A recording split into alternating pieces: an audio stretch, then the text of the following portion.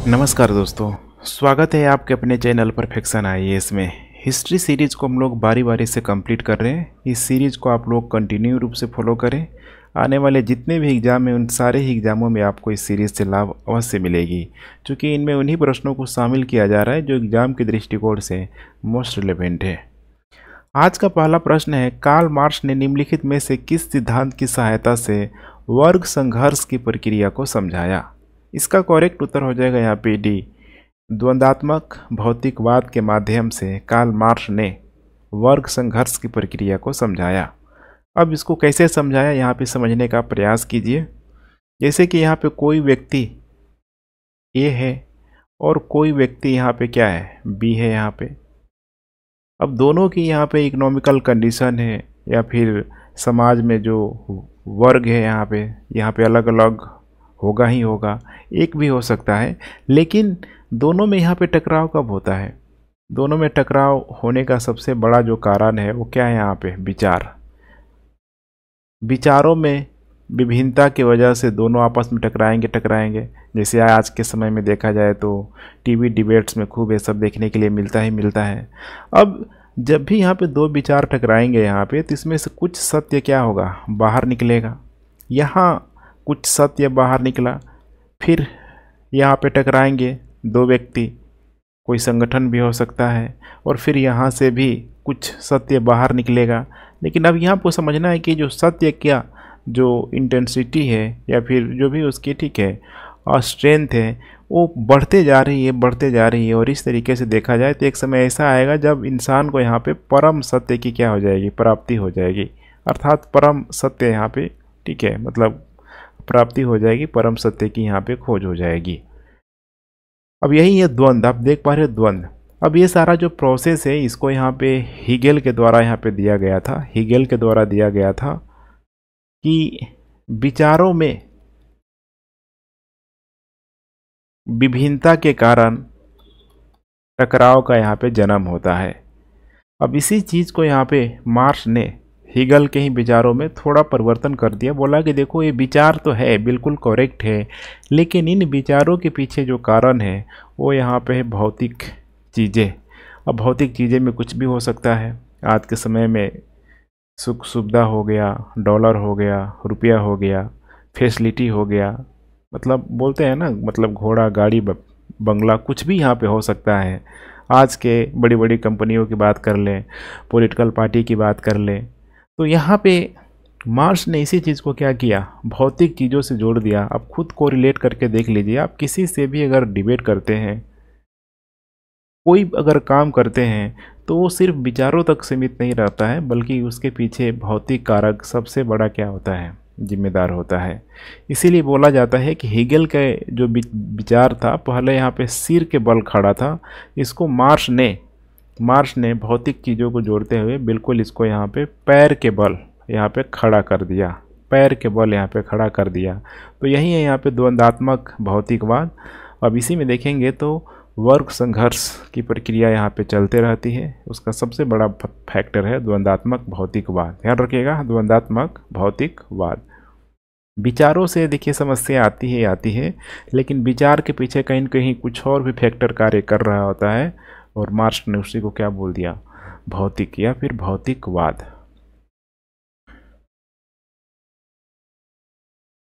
सत्रह सौ 93 में लॉर्ड कॉर्नवालिस की भूमि बंदोबस्त प्रणाली की शुरुआत के बाद बढ़ती मुकदमेबाजी की प्रवृत्ति दिखाई दे रही थी।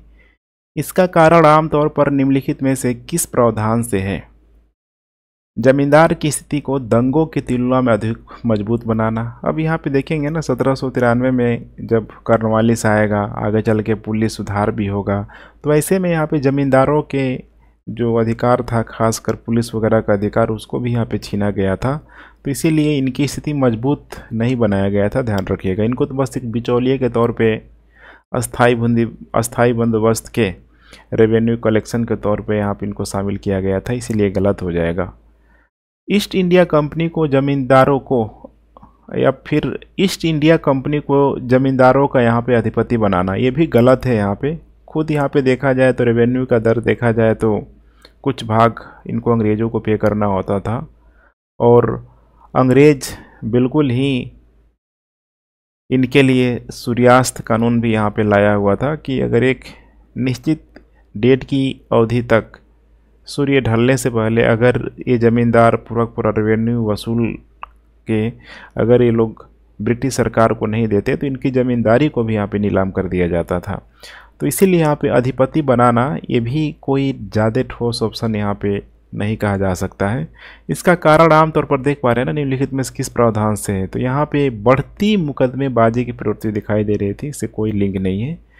न्यायिक प्रणाली को और अधिक क्या किया गया, कुशल बनाया गया, ये भी बहुत अधिक ठोस ऑप्शन नहीं है। इसका करेक्ट उत्तर हो जाएगा डी, उपरोक्त में से ए, बी और सी में से कोई नहीं। चूंकि कॉर्नवालिस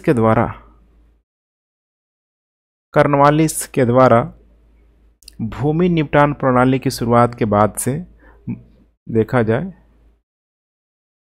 मुकदमे जो बाजी की शुरुआत के बाद से देखा जाए तो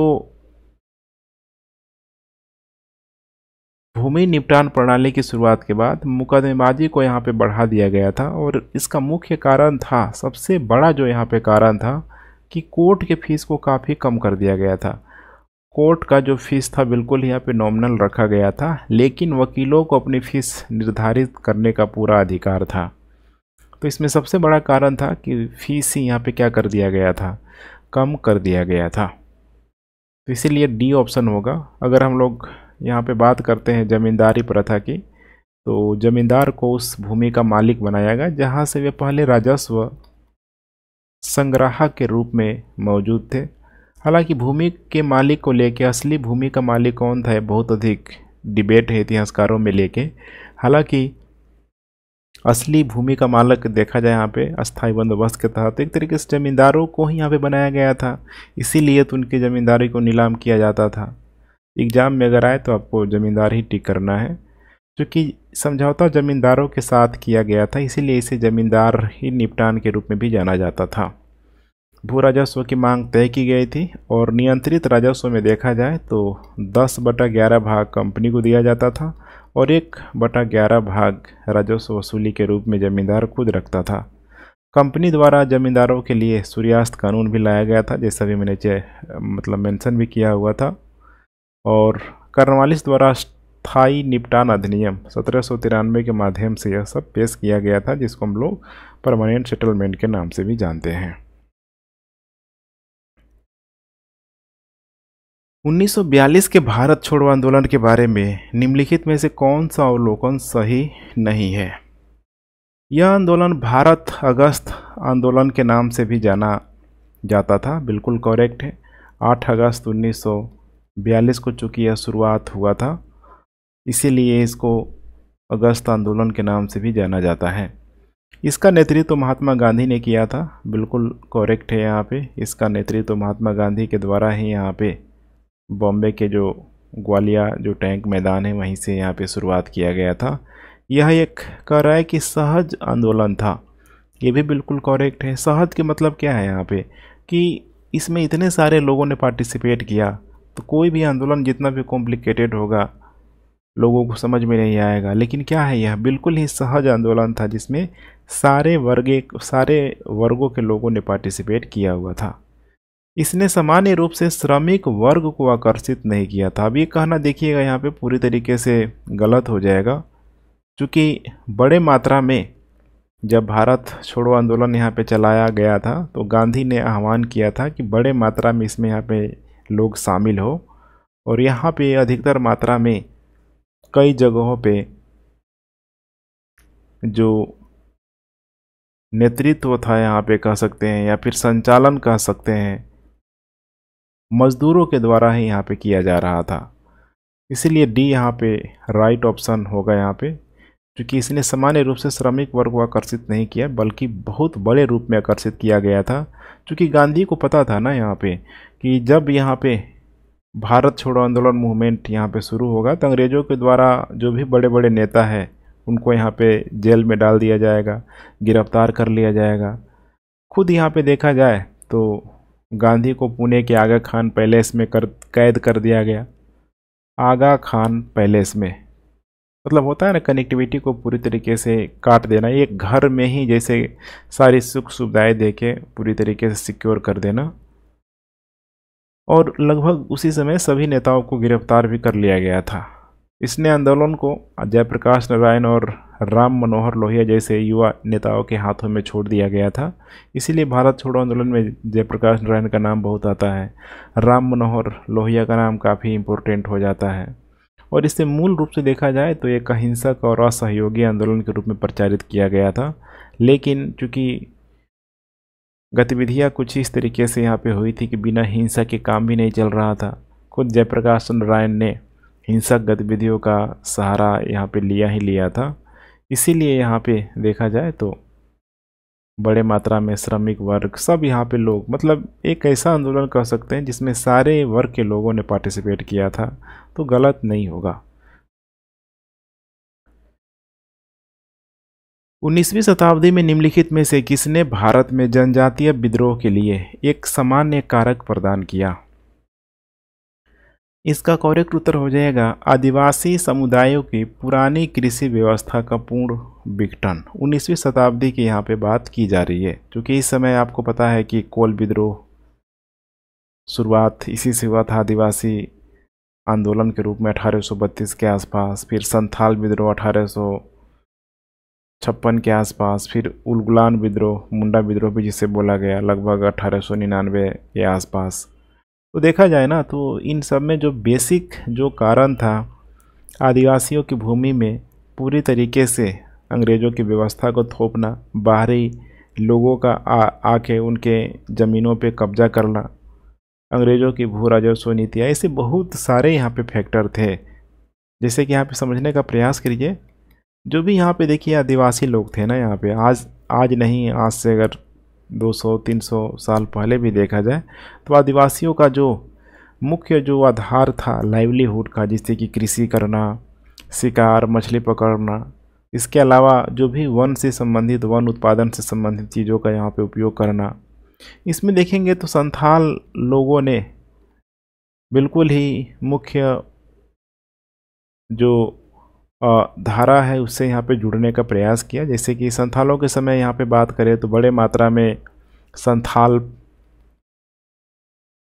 का जो क्षेत्र था यहाँ पे, ठीक है, कृषि योग्य यहाँ पे संथालों ने अपने खून पसीने की मेहनत से यहाँ पे बनाया। जब कृषि योग्य बना लिया उन पहाड़ी ज़मीनों को काट के, मतलब होता है ना, उन विषम स्थितियों को झेलते हुए, विषम परिस्थितियों में बिल्कुल ही संथालों ने इसको एकदम उपजाऊ भूमि के रूप में यहाँ पे बना लिया। तो देखेंगे तो ज़मींदारों के नज़र में भूमि गड़ने लगी कि ज़मींदारों को लगता था कि अगर ये हमारे कंट्रोल में आ जाए तो ऑलरेडी परमानेंट सेटलमेंट यहाँ पे लागू है, हम इनसे राजस्व वसूलेंगे, हमें भी फ़ायदा होगा। और ज़मींदारों को भी यहाँ पे फुल सपोर्ट मिल रहा था अंग्रेज़ों से, क्योंकि अंग्रेज़ों के द्वारा जो व्यवस्था लागू की गई थी पूरे बंगाल के क्षेत्रों में भी यहाँ पे लागू की गई थी, जिसमें उस समय देखा जाए तो बिहार भी था, झारखंड हो गया, उड़ीसा था, सारा का सारा क्षेत्र वहाँ पे था ही था। इसके अलावा बाहरी लोगों के इन क्षेत्रों में धीरे धीरे बसाया जाने लगा, जैसे कि बहुत सारे जो साहूकार होते थे, ईसाई मिशनरी होते थे। तो कहीं ना कहीं यहाँ पे देखेंगे ना तो बिल्कुल ही ये जिस भूमि पे ये लोग कृषि करते थे, कृषि से उसी भूमि में धीरे धीरे मजदूर के रूप में हो गए। सारी भूमि या तो ज़मींदारों के द्वारा ज़मींदारों के द्वारा ले ली गई, या फिर बाहरी लोगों के द्वारा यहाँ पे ले ली गई। और बाहरी लोगों के आ जाने से इनके जो सामाजिक असंतोष था, सामाजिक विषमता था, वो भी पर्याप्त रूप से मौजूद था। अर्थात देखा जाए तो पहले टॉप पे थे, लेकिन आगे चल के ये बिल्कुल ही निचली पायदान पे आ गए। तो ये सबसे बड़ी समस्या का कारण था यहाँ पे देखा जाए। इससे गंभीर शोषण हुआ उन आदिवासियों का, और वे नई आर्थिक व्यवस्था के तहत बिल्कुल ही मजदूर तो ठीक है ना, बंधुआ मजदूर तक बन गए। और तो और आगे चल के देखेंगे 1864 में भारतीय वन सेवा अधिनियम भी यहाँ पे लाया गया, जिसके तहत सरकार द्वारा मुख्य रूप से भारतीय वनों के समृद्ध संसाधनों को नियंत्रित करने के लिए स्थापित किया गया था। वहीं 1878 में जब भारतीय वन अधिनियम जब लाया गया तो इसमें वन भूमि पर पूर्ण सरकारी एकाधिकार स्थापित कर लिया गया। फिर आपको पता है कि कैसे ऑलरेडी यहाँ पे 1793 के आसपास अस्थाई बंदोबस्त लाया गया। तो पहले तो ज़मीनों को छीनना, फिर उनको वनों के अधिकार से, वनों के उपयोग से पूरी तरीके से मुक्त कर देना, ये सबसे बड़ी क्या था, समस्या का यहाँ पे कारण था। इसीलिए यहाँ पे राइट आंसर यही होगा, आदिवासी समुदायों की पुरानी कृषि व्यवस्था का क्या हो गया, पूर्ण विघटन हो गया। भारत में औपनिवेशिक शासन की अवधि के संदर्भ में होम चार्ज ने भारत से धन की निकासी का एक महत्वपूर्ण हिस्सा बनाया। निम्नलिखित में से किस फंड ने होम चार्ज का गठन किया? पहला स्टेटमेंट है, फंड्स लंदन में भारत कार्यालय का समर्थन करते थे। निधि भारत में लगे ब्रिटिश कर्मियों के वेतन और पेंशन का भुगतान करती थी। तीसरा है, अंग्रेजों द्वारा भारत के बाहर युद्ध छेड़ने के लिए इस्तेमाल किए गए फंड। तीसरा तो नहीं होगा, लेकिन पहला और दूसरा बिल्कुल ही यहाँ पे करेक्ट होगा। तो आपको पता होगा यहाँ पे धन की निकासी, धन की निकासी का मतलब क्या है यहाँ पे, मतलब एक तरफा धन का प्रवाह है, आप कह सकते हैं कि भारत से धन जा रहा है, ब्रिटेन जा रहा है, और बदले में भारत को उससे कुछ मिल नहीं रहा है। अब एक कई तरीके से हो रहा था, जैसे कि दादा भाई नौरोजी के द्वारा धन बहिर्गम सिद्धांत में बताया गया था। उसी के अंतर्गत देखा जाए ना, यहाँ पे तो एक शब्दावली आती है यहाँ पे, होम चार्जेज। होम चार्जेज ये भी धन की निकासी का एक महत्वपूर्ण हिस्सा हुआ करता था। और होम चार्जेस का मतलब यहाँ पे क्या है कि जैसे जो भी यहाँ पे अधिकारी होते थे, जैसे एक छोटा सा मैं एग्जाम्पल लूँ, ये अधिकारी जैसे कि राज्य सचिव की हम लोग बात कर लें, या फिर भारत सचिव की भी हम लोग बात कर लें, रहता कहाँ था यहाँ पे, खुद सोच के देखिए, रहता था ब्रिटेन में, रहता था ब्रिटेन में, वहाँ के संसद से ब्रिटेन से चुना जाता था, और उसको वेतन कहाँ से दिया जाता था, तो भारत की खजाने से दिया जाता था। सबसे बड़ी समस्या का कारण था। और ये फंड्स लंदन में इंडिया ऑफिस का समर्थन करते थे। मैंने सोचिए, मतलब भारत के नाम पे, मतलब वहाँ लोग रह रहे हैं, सारी एक्टिविटी वहाँ कर रहे हैं, और वेतन कहाँ से ले रहे हैं, भारत से ले रहे हैं। फंड भारत में लगे ब्रिटिश कर्मियों के वेतन और पेंशन का भुगतान करते थे। इसके अलावा और भी बहुत सारा फैक्टर था, जैसे ईस्ट इंडिया स्टॉक पर लाभांश, होम रूल में, मतलब होम जो ऋण था उसमें ब्याज का इसी से भुगतान किया जाता था। देश में भुगतान किए गए सभी विवरणों का शुल्क भारत में सेवारत ब्रिटिश सैनिकों और भारत से ब्रिटिश सैनिकों को ले जाने की लागत का एक हिस्सा सब इसी में जुड़ा हुआ करता था।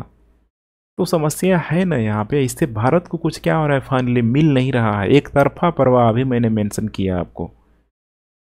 इसीलिए पहला और दूसरा क्या होगा, करेक्ट होगा। तीसरा देख पा रहे हैं, अंग्रेजों द्वारा भारत के बाहर युद्ध छेड़ने के लिए इस्तेमाल किए गए फंड, ये इसमें शामिल नहीं किया गया है, ऐसा कोई स्टेटमेंट यहाँ पे नहीं है। तो करेक्ट उत्तर हो जाएगा बी, 1 और 2 दोनों। खेड़ा के किसानों की ओर से महात्मा गांधी द्वारा सत्याग्रह आयोजित करने का क्या कारण था? प्रशासन ने सूखे के बावजूद भू राजस्व संग्रह को यहाँ पे निलंबित नहीं किया, निलंबित नहीं किया। यहाँ पे प्रश्न को पढ़िए कि खेड़ा के किसानों की ओर से महात्मा गांधी द्वारा सत्याग्रह आयोजित करने का कारण क्या था? तो पहला कारण सबसे यहाँ पे क्या है, प्रमुख है। दूसरा है, प्रशासन ने गुजरात में अस्थायी निपटान शुरू करने का प्रस्ताव रखा। तो दूसरा यहाँ पे गलत हो जाएगा। कैसे गलत होगा, अभी आपको मैं समझाता हूँ। देखिए, खेड़ा सत्याग्रह जो कि मार्च 1918 में हुआ था, गांधी उस समय काफ़ी मोटिवेटेड थे, हो भी क्यों ना हो। अभी 1917 में चंपारण सत्याग्रह में देखा जाए तो वहाँ के किसानों को रियायत देने में गांधी सफल हुए थे। ठीक वैसे ही मुद्दा था यहाँ पे खेड़ा के किसानों का, चूँकि यहाँ पे अकाल पड़ा हुआ था, और अकाल के दौरान यहाँ पे ब्रिटिश सरकार के द्वारा फोर्स किया जा रहा था कि जो भी किसान है ये क्या करे, तो भू राजस्व का भुगतान करे। इसीलिए यहाँ पे गांधी ने सत्याग्रह शुरू किया, और बाद में सरकार ने सत्याग्रहियों की मांग को स्वीकार किया, और भूमि राजस्व को माफ़ नहीं किया गया, ध्यान रखिएगा, बल्कि भूमि राजस्व को यहाँ पे छूट दिया गया। सबसे इम्पोर्टेंट फैक्टर है यहाँ पे, छूट दिया गया। कानून के अनुसार किसान उत्पादन के सामान्य उत्पादन के 1/4 से कम होने पर छूट के हकदार थे। अगर उनको 1/4 से अगर ज़्यादा अगर उनको मिला हुआ है तो फिर उनको क्या करना पड़ेगा, भू राजस्व देना होगा। इसीलिए यहाँ पे सरकार ने भू राजस्व का भुगतान करने से कोई छूट यहाँ पे नहीं दी थी। पहला देख पा रहे हैं ना, प्रशासन ने सूखे के बावजूद भू राजस्व संग्रह को निलंबित क्या किया, नहीं किया, रियायत यहाँ पे दिया गया। प्रश्न को ध्यान से पढ़िएगा, एग्जाम में अदरवाइज एक्सीडेंट हो जाएगा, गलत करके आ जाएंगे। अब गांधी के मार्गदर्शन में सरदार वल्लभ भाई पटेल ने अकाल के मद्देनज़र करों के संग्रह के विरोध में यहाँ पे किसानों का नेतृत्व किया। जिले की सभी जातियों और जातियों के लोगों के द्वारा, सभी वर्ग के लोगों के द्वारा आंदोलन को यहाँ पे समर्थन दिया गया था। और फाइनली यहाँ पे देखा जाए तो विरोध शांतिपूर्ण था। लोगों ने निजी संपत्ति को जब्त करने और गिरफ्तारी जैसे प्रतिकूलताओं के बावजूद भी उल्लेखनीय साहस दिखाया 1918 में, जो कि अपने आप में बड़ी बात थी। प्रशासन ने गुजरात में अस्थायी निपटान शुरू करने का प्रस्ताव रखा। ऐसा कोई प्रस्ताव यहाँ पे नहीं रखा गया था, इसीलिए दूसरा स्टेटमेंट गलत हो जाएगा। तो करेक्ट उत्तर हो जाएगा यहाँ पे सिर्फ और सिर्फ ए। वह कौन सा उद्देश्य था जिसके साथ सर विलियम वेडरबर्न और W.S. केन ने 1893 में भारतीय संसदीय समिति की स्थापना की हुई थी? हाउस ऑफ कॉमन में भारतीय राजनीतिक सुधारों के लिए आंदोलन करना। बिल्कुल ही करेक्ट ऑप्शन यहाँ पे ये होगा। सर विलियम वेडरबर्न की यहाँ पे हम लोग बात करें तो 1893 में ब्रिटिश संसद में एक उदार सदस्य के रूप में शामिल हुए थे। और इनके साथ साथ एक और नाम है W.S. केन। इन्हीं दोनों ने मिलके इनके साथ एक और नाम है, भारतीय नाम, दादा भाई नौरोजी। दादा भाई नौरोजी ने अन्य भारतीय समर्थकों के साथ मिलकर भारतीय संसदीय समिति का गठन किया। भारतीय संसदीय समिति का गठन किया। क्योंकि यहाँ पे आपको समझना है कि नौरोजी का क्या मानना था कि देखो जो अंग्रेज लोग हैं मतलब खराब नहीं है, अच्छे लोग हैं। देखो हम लोग ब्रिटेन में आते हैं, यहाँ पे लोकतंत्र है, लॉ एंड ऑर्डर कितनी शानदार तरीके से चलता है, जो भी पॉलिसी है उसको कितना स्मूथली लागू किया जाता है। तो यहाँ पे नौरोजी का यही आर्गुमेंट था कि वे लोग सही है, ठीक है। अगर यहाँ पे ब्रिटिश संसद में अगर कंपनी के बारे में मुद्दा उठाया या फिर अंग्रेज़ों के बारे में अगर मुद्दा उठाया जाए कि देखो वहाँ जाके भारत के साथ किस तरीके का व्यवहार कर रहे हैं, तो फिर संसद उन पे क्या करेगी, दबाव डालेगी। अब इसीलिए यहाँ पे देखेंगे तो भारतीय संसदीय समिति का यहाँ पे गठन किया गया था और जिसका उद्देश्य था हाउस ऑफ कॉमन्स में, जिसको हम लोग ऊपरी सदन भी बोलते हैं ब्रिटेन का, वहाँ पे भारतीय राजनीतिक सुधारों के लिए यहाँ पे आंदोलन करना है। इसीलिए पहला स्टेटमेंट बिल्कुल क्या हो जाएगा, करेक्ट हो जाएगा।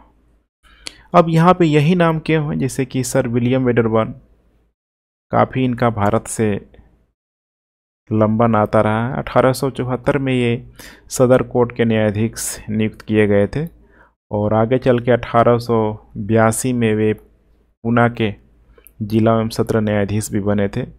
1887 में वे अपनी सेवानिवृत्ति के समय बॉम्बे सरकार के मुख्य सचिव थे और वे आगे चल के कांग्रेस के भी कांग्रेस अधिवेशन के भी अध्यक्ष चुने गए थे। जैसे 1889 का बम्बई सत्र हो गया या फिर 1910 का इलाहाबाद अधिवेशन का सत्र हो गया, इनकी अध्यक्षता भी यहाँ पे की गई थी। तो स्वाभाविक सी बात है कि आप देख पा रहे हैं एक अच्छा जो संबंध है इनका भारत के साथ जुड़ा हुआ था, इसीलिए यहाँ पे भारतीय संसदीय समिति की स्थापना की गई थी। नेक्स्ट है यहाँ पे महात्मा गांधी ने कहा कि उनकी कुछ गहरी आक्षेपों की पुस्तक अनटोल्ड दिस लास्ट में परिलक्षित हुई थी और पुस्तक ने उनके जीवन को बदल दिया। उस पुस्तक से क्या संदेश था जिसने महात्मा गांधी को बदल दिया? जॉन रस्किन के द्वारा लिखी गई पुस्तक है, मैंने हिट कर दिया है, जिनका नाम है अनटोल्ड दिस लास्ट। इसी को अनटू दिस लास्ट भी यहाँ पे बोला जाता है। और इसमें सबसे बड़ा जो बात लिखा गया है, सभी की भलाई में व्यक्ति की भलाई क्या है यहाँ पे निहित है। और इसी के तहत गांधी ने जैसे कि कुछ बिंदुओं को शामिल किया कि व्यक्ति की भलाई सभी की भलाई में निहित है। इसीलिए यहाँ पे सर्वोदय की अवधारणा को पेश किया गया। सर्वोदय के साथ साथ अंत्योदय अंत्योदय की योजना की अवधारणा को यहाँ पे पेश किया गया।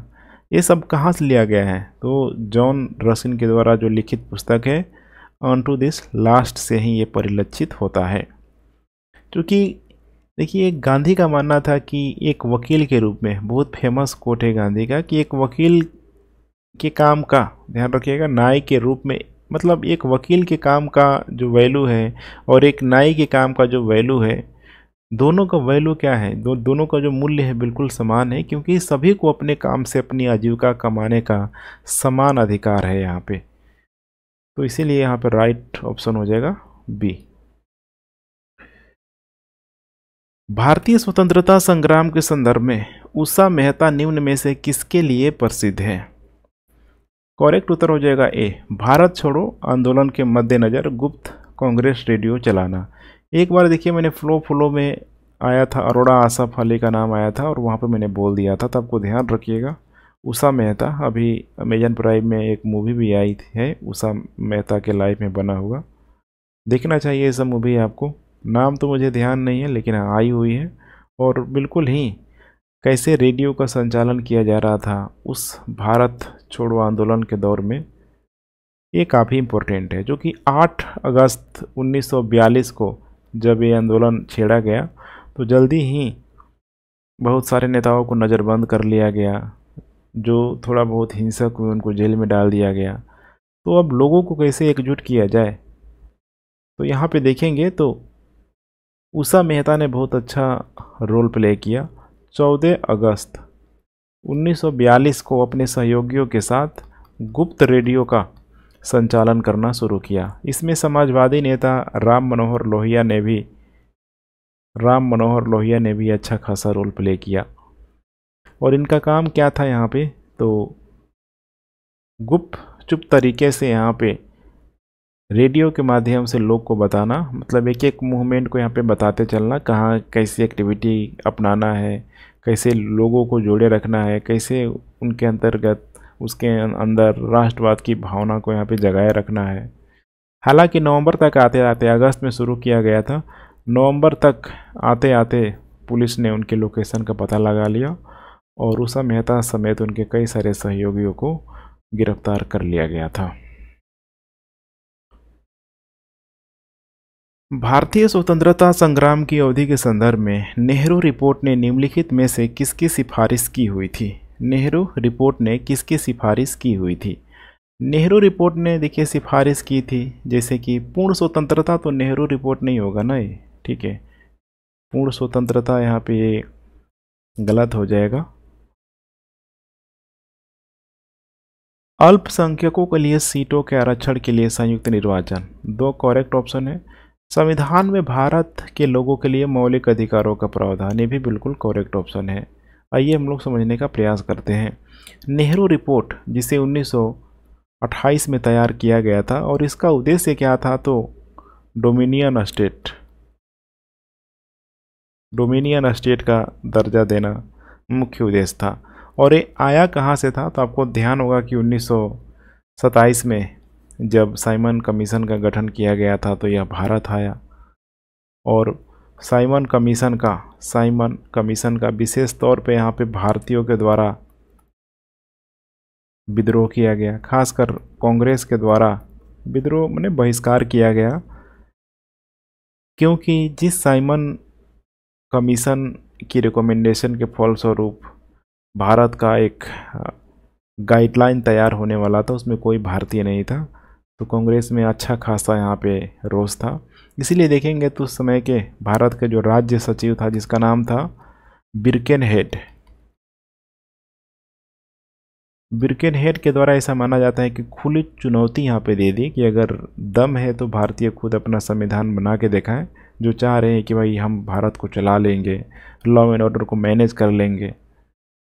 अब बिर्केनहेड की चुनौती को यहाँ पे स्वीकार कर लिया गया और एक संविधान का मसौदा यहाँ पे तैयार करने में जुट गए, जिसमें जो अध्यक्ष थे उस समय मोतीलाल नेहरू थे और सचिव के रूप में जवाहरलाल नेहरू थे। और भी बहुत सारे सदस्य थे, जैसे कि संविधान सभा के बहुत सारे सदस्य थे। वैसे ही यहाँ पे ठीक देखेंगे तो बहुत सारे मेंबर यहाँ पे मौजूद थे, जैसे कि तेज बहादुर सप्रू, सुभाष चंद्र बोस, कुछ फेमस नाम है, आपको ध्यान रखना है।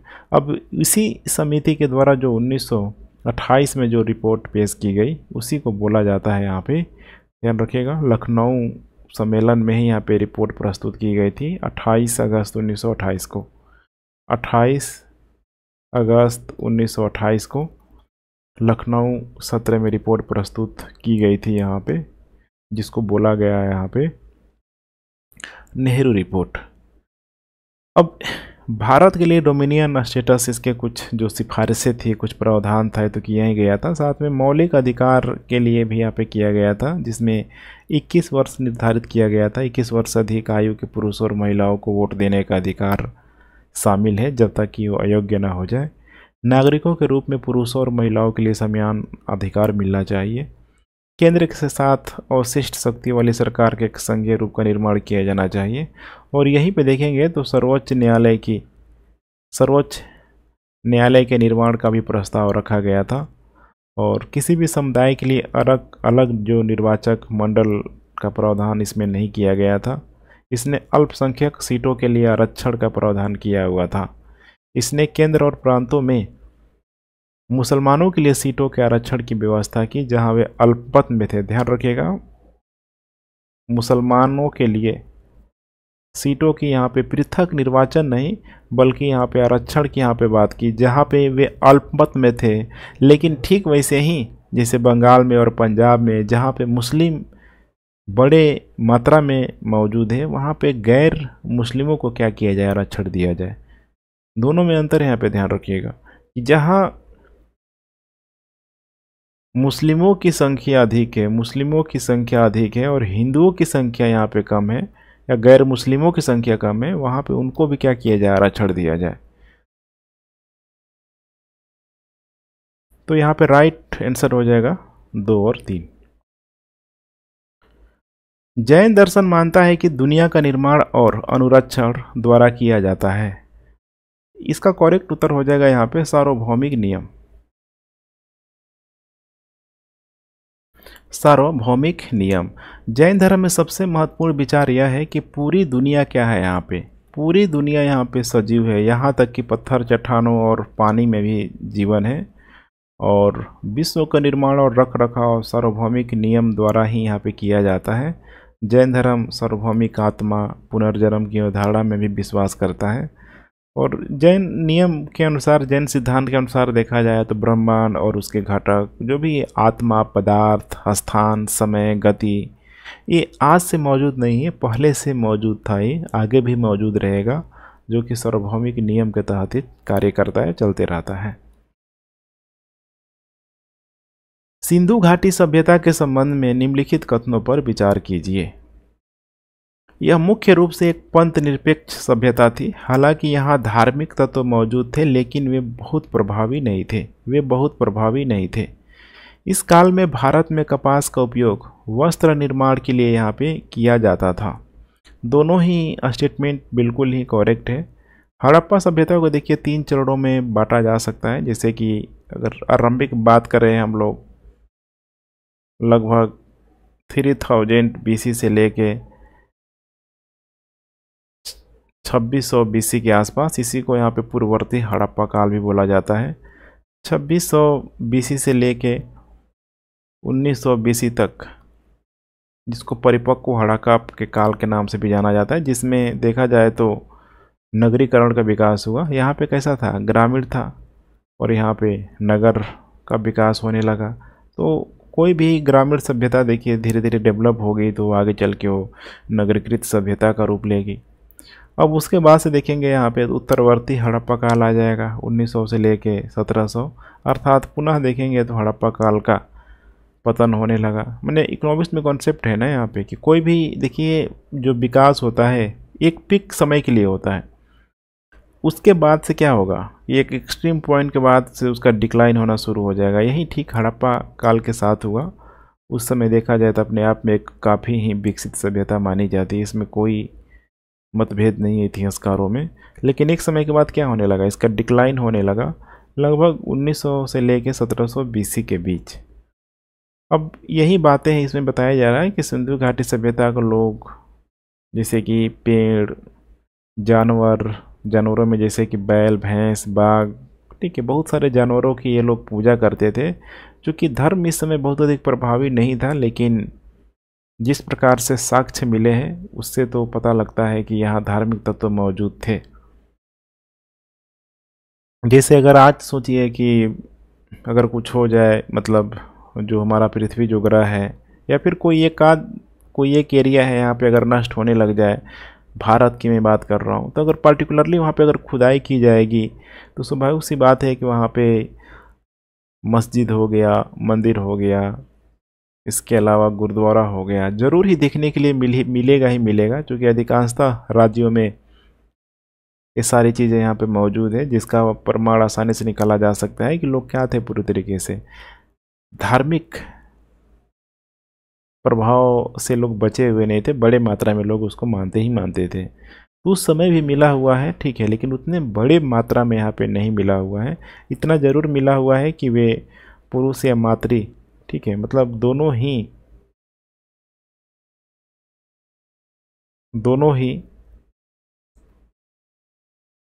कर सकते हैं, ठीक है, मतलब जेंडर डिस्क्रिमिनेशन नहीं कहेंगे, ठीक है, दोनों लिंगों से संबंधित यहाँ पे आपको कोई ना कोई साक्ष्य मिला हुआ है।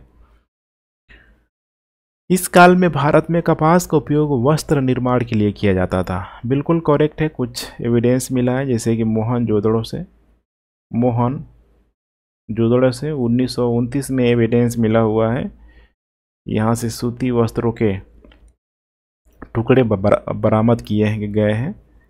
तो करेक्ट उत्तर हो जाएगा सी, 1 और 2 दोनों। धर्म और रीत भारत की प्राचीन वैदिक सभ्यता के एक मुख्य विचार को दर्शाते हैं। इस संदर्भ में निम्नलिखित कथनों पर विचार कीजिए। धर्म दायित्व और स्वयं के और दूसरों के कर्तव्यों के निर्वहन का बोध था। बिल्कुल ही करेक्ट स्टेटमेंट है, क्योंकि हम लोग अगर वैदिक काल की बात करें तो काफ़ी लंबे समय तक चलेगा, 1500 से लेकर लगभग 600 BC के आसपास, 600 BC के आसपास, जिसमें ऋग्वैदिक काल, उत्तर वैदिक काल सब शामिल है। और यही वो टाइम पीरियड है जिसके अंतर्गत हिंदू धर्म के सबसे पुराने पवित्र ग्रंथों की रचना की, 4 वेद ग्रंथों की रचना की गई। और ये सारा जो क्षेत्र था कहाँ था, यही था सप्त संदेव प्रदेश जिसको बोला जाता है। 7 नदियों का क्षेत्र है, जिसमें सिंधु वर्तमान में, ठीक है, सिंधु नदी, ब्यास, झेलम, रावी, इसके अलावा सतलज, सरस्वती, सारी की सारी, ठीक है, नदियाँ हैं यहाँ पे। 5 तो ऑलरेडी है पंजाब में, एक सिंधु नदी और एक इधर देखेंगे तो सरस्वती नदी, जो वर्तमान में देखा जाए तो लुप्त हो चुकी है। और इसी में यहाँ पे बताया गया है कि जो धर्म और रीत, खासकर रीत में यहाँ पे बताया गया है, जिसको हम लोग नैतिक नियम के रूप में यहाँ पे जानते हैं। जैसे नैतिक नियम का मतलब क्या है यहाँ पे, कि जो प्रकृति है नैतिक नियम से चलती है। जैसे डेली आप देखते हैं कि सूर्य का उदय होता है, सूर्यास्त होता है, चंद्रमा एक निश्चित अवधि के दौरान यहाँ पे, ठीक है, मतलब ब्राइटनेस हो जाएगा, एक निश्चित अवधि के दौरान अंधेरा हो जाएगा। तो ये सारा का सारा जो है ये रीत की अवधारणा के तहत चल रहा है, जिसको नैतिक नियम यहाँ पे बोला जाता है। और धर्म की कल्पना भी देखिए उसी क्रिया के रूप में की जाती है, जिसका अनुसरण यदि कोई व्यक्ति करता है तो उसे इस संसार में भौतिक और आध्यात्मिक दोनों लाभ प्राप्त होते हैं, और अगली और असफलता जिसके परिणाम स्वरूप धर्म या आध्यात्मिकता का यहाँ पे पतन होगा। इसीलिए एक व्यक्ति को धर्म के मानदंडों का पालन करने के लिए यहाँ पे बाध्य किया गया है। बोलते हैं ना लोग कि देखो धार्मिक बनो, अधर्मी मत बनो, अदरवाइज तुम्हारा नाश हो जाएगा। तो सारी बातें देखेंगे तो उसी समय से बोली जा रही है। तो रीत ब्रह्मांड के कामकाज को नियंत्रित करने वाला मौलिक नैतिक कानून था, और इसमें सभी क्या थे, निहित थे। बिल्कुल ही राइट ऑप्शन है, करेक्ट उत्तर दोनों हो जाएगा सी, 1 और 2 दोनों। निम्नलिखित युग्मों पर विचार कीजिए। अब यहाँ पे एक तरफ दर्शन दिया है, दूसरे तरफ संत दिया गया है। चलिए हम लोग देख लेते हैं। कितने जोड़े कह रहा है कि सही सुमेलित है। आजकल यूपीएससी में देखिए ऐसे ही प्रश्न पूछा जा रहा है। विशिष्टाद्वैत है यहाँ पे रामानुज के द्वारा, विशिष्टाद्वैत रामानुज के द्वारा। बिल्कुल करेक्ट है यहाँ पे। रामानुज के दर्शन की प्रसिद्ध जो दर्शन है यही है विशिष्टाद्वैतवाद, या इसी को योग्य अद्वैतवाद के रूप में भी जाना जाता है। योग्य ध्यान रखिएगा, ठीक है, ये नहीं कि आप लोग शंकराचार्य से जोड़ लीजिएगा। वैष्णव धर्म को मानने वाले थे। अद्वैतवाद यहाँ पे किसका हो जाएगा? शंकराचार्य का, जो कि शैव धर्म को ये मानने वाले थे। इसके अलावा है यहाँ पे द्वैत, देख पा रहे निम्बार्क के द्वारा दिया गया है, जबकि निम्बार्क नहीं होगा, यहाँ पे माधवाचार्य हो जाएगा। ध्यान रखिएगा, माधवाचार्य हो जाएगा, तो ये गलत हो जाएगा। द्वैत द्वैत है यहाँ पे माधवाचार्य, ये गलत हो जाएगा। ये भी द्वैत द्वैत माधवाचार्य नहीं होगा, बल्कि ये हो जाएगा निम्बकाचार्य। निम्बकाचार्य यहाँ पे देख पा रहे हैं ना, यहाँ पे दोनों का उल्टा दे दिया है, यहाँ पे ऐसे वैसे होना चाहिए। खैर 3 और 4 गलत हो जाएगा। शुद्ध द्वैत यहाँ पे हो जाएगा वल्लभाचार्य, इनके द्वारा यहाँ पे पुष्टि मार्ग की भी स्थापना की गई थी। तो राइट आंसर हो जाएगा 1, 2 और 5, अर्थात कितने जोड़े सही सुमेलित है? केवल और केवल 3 जोड़े सही सुमेलित है। बहमनी साम्राज्य के प्रशासन में बलूतेदार शब्द का उल्लेख है। बिल्कुल ही बलूतेदार शब्द का उल्लेख है, और उसका मतलब था 12 कारीगर। 12 कारीगर देखेंगे तो बहमनी साम्राज्य के अधीन जो प्रशासन था, चूँकि आपको ध्यान होगा कि पूरी तरीके से यह इस्लामी क्षेत्र के रूप में, इस्लामी साम्राज्य के रूप में यहाँ पे मौजूद था। इसीलिए यहाँ पे देखेंगे तो जो भी यहाँ पे राजस्व संग्रह के लिए जो इनका राज्य था, कई सारे कुलीनों में इस तरीके से यहाँ पे बटा होता था। इसमें प्रशासन का मुख्य कार्य राजस्व संग्रह करना होता था, और इसमें परगना के अधिकारी की मदद से देशमुख और देसाई नामक 2 अधिकारियों के द्वारा ये सब यहाँ पे की जा रही थी। अब यही ध्यान रखना है कि देशमुख को राजस्व के संग्रह की देखरेख का काम सौंपा गया था। और राज्य में देखा जाए ना, तो यहाँ पे जो बलूतेदार शब्द है, यहाँ पे मैं आपको लेके चलता हूँ कि राज्य में प्रशासन की जो अंतिम इकाई होती थी, आज भी गांव है, वहाँ पे भी देखेंगे तो यहाँ पे गांव होती थी। तो गांव में क्या होता था ना, इसमें 3 अधिकारी होते थे रेवेन्यू कलेक्शन के लिए, जिसमें देखा जाए तो गांव का मुखिया होता था। गांव का मुखिया, जिसी को पाटिल भी बोला जाता था। इसके अलावा कुलकर्णी, इसी को लेखाकार भी बोला जाता था। और भी होता था, जैसे कि गांव के जो चौकीदार भी बोल सकते हैं, चौकीदार, ऐसे करके चलता था। अब पाटिल या गांव का जो मुखिया होता था, मुखिया के मामले में देखा जाए तो किराया मुक्त भूमि और कार्यालय को वेतन के रूप में जाना जाता था, ये सब काम करता था। कुलकर्णी या लेखाकार में इसी में देखेंगे तो इसमें लगभग 12 कारीगर इसमें शामिल होते थे, और महाराष्ट्र में इन्हीं को बलूतेदार के रूप में जाना जाता था, और संस्था को 12 बलूटा के रूप में जाना जाता था। अब इसमें देखेंगे तो जो भी ये 12 जो व्यवसायों का प्रतिनिधित्व महार जातियों के द्वारा, महार मतलब समझ रहे हैं ना, जो निचली जातियाँ थी, उनके द्वारा यहाँ पे किया जाता था। ठीक है, तो इनके द्वारा जो भी यहाँ पे किया जाता था, खासकर अपने जो मालिकों की सेवा के लिए होता है ना समाज में। यूपीएससी भी इस सवाल को पूछा था एक बार, और घुमा के पूछा था कि इनको जो अपने ऊपर के जातियों की सेवा करने के बदले इनको यहाँ पे, ठीक है, बलूतेदार या फिर 12 बलूत के रूप में इनको मिलता था। तो यही आपको समझना है यहाँ पे कि देखिए, जो भी प्रत्येक किसान द्वारा प्रत्येक बलूतेदारों को यहाँ पे बकाया वगैरह का सब भुगतान किया जाता था। इसीलिए बलूतेदार शब्द का जो उल्लेख होगा 12 कारीगर के रूप में होगा। चोल प्रशासन के संदर्भ में निम्नलिखित कथनों पर विचार कीजिए। मंडलमों को बेहतर प्रशासन के लिए वलंदास में भी विभाजित किया गया था। बिल्कुल करेक्ट स्टेटमेंट है। यहाँ पे देखा जाए तो पूरे साम्राज्य को मंडलम नामक 9 प्रांतों में विभाजित किया गया था। अब इसमें देखेंगे तो ऐसे था, नंबर 1 तो यहाँ पे साम्राज्य होगा, साम्राज्य के बाद यहाँ पे देखेंगे तो मंडलम होगा। इसी मंडलम को 9 भागों में बांट दिया गया था। मंडलम के बाद आपको दिखने के लिए मिल जाएगा वलंदास, और वलंदास के बाद हो जाएगा नाडु, और नाडु के बाद हो जाएगा यहाँ पे कुर्रम। एक क्रम आपको ध्यान रखना है। तो यहाँ पे कह रहा है कि मंडलों को बेहतर प्रशासन के लिए वलंदास में विभाजित किया गया था। यही जो मंडलम था 9 भागों में बांटा गया था, ठीक है, यही है वलंदास। उर्नटम गांव के आवासीय भागों को करों से मुक्त किया गया था। तो देखिए, कर के रूप में चोल साम्राज्य के समय भी देखा जाए तो अमूमन वो 1/6 भाग लिया जाता था। एग्जाम में मैं बार बार बोलता हूँ, कुछ भी नहीं है ना रेवेन्यू कलेक्शन के लिए तो 1/6 आप लगा के आइए, 99% केसेज में सही होगा। प्रत्येक शहर और गांव में कुछ भूमि को करों से मुक्त किया गया था। जैसे कि एक शब्द लगा है उर्नटम, ध्यान रखिएगा, उर्नटम गांव के आवासीय भागों को कर से मुक्त किया गया था, बिल्कुल करेक्ट है। नेक्स्ट है यहाँ पे कैके कोलर को राजकोष से नियमित भुगतान मिलता था। देखिए, इसका संबंध है यहाँ पे सैनिक से हो जाएगा। सैनिक से 2 प्रकार के सैनिक थे। एक तो था सैनिक, शाही सैनिक जिसको बोला गया, यही है कैके कोलर, शाही सैनिक। अब शाही सैनिक है यहाँ पे तो स्वाभाविक सी बात है कि इनको नियमित भुगतान मिलेगा ही मिलेगा, इसीलिए तीसरा भी करेक्ट है। और शाही सैनिक के अलावा एक स्थानीय जो सैनिक भी होती थी, जिनको यहाँ पे नट्टू पदाई भी बोला जाता है, नट्टू पदाई, केवल स्थानीय रक्षा के लिए लोग काम करते थे।